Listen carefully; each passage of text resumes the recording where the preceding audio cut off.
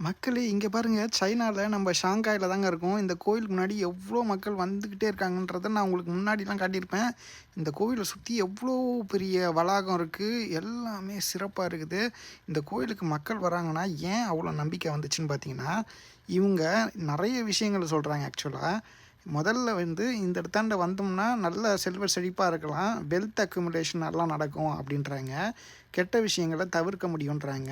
நீதி கிடைக்கணும்னா இந்த கோயிலுக்கு வரலான்றாங்க. மருத்துவம் சார்ந்த பிரச்சனைகள் இருந்தாலும் இந்த கோயிலுக்கு நெறைய பேர் வருவாங்கன்றாங்க. ஏன்னா, அந்தந்த கோயில்ல இதில நெறைய செக்ஷனா வச்சிருக்காங்க.